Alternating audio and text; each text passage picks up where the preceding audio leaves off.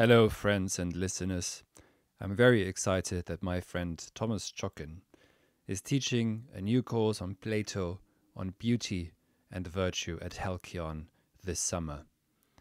In 2024, my Halcyon Academy has focused on the Greeks, and to have a course on this topic is really essential for anyone who wants to understand Plato and Platonism and in its most profound sense.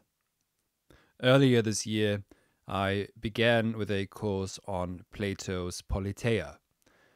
In a couple of months, a selected group and I will go to Athens together to rekindle the spirit of Paideia under the auspices of the Halcyon bird and Athena, the goddess of Techne and Sophia.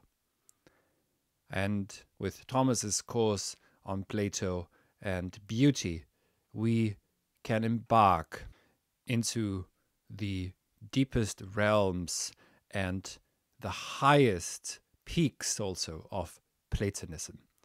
Later this year, I will also teach a course on Aristotle's Nicomachean Ethics, but it is really Thomas's course that is in between these two and that connects the two when we ask not just what is beautiful, but rather what is the good, because for Plato, the good and the beautiful connect. And it is really this question of praxis, of how the idea of the good becomes practical, that is addressed. Hence, the title of the course is Plato on Beauty and Virtue.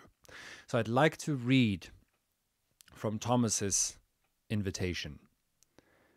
One morning not long ago, Thomas writes, I had the urge to reread Thomas Aquinas. All at once, as I read Aquinas' account of Honestum, I understood the power of Plato's work.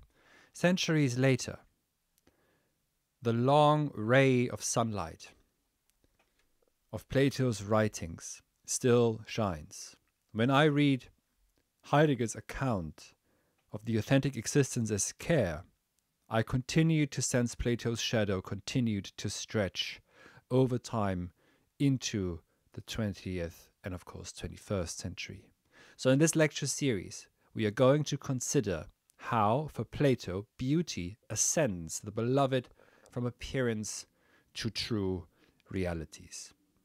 We start with the greater Hippias, with the typical Elenchus method of knocking down the sophist Hippias' particular examples of the beautiful, and Socrates' hypothetical replies to what is the definition of the beautiful. In fact, from the exchanges between Hippias and Socrates, the connection between the predicates and their subjects begin to untether. From Symposium, we explore what love is as a predicate and how beauty interacts with love, in words spoken by Socrates, to behold true realities which nourish true virtue.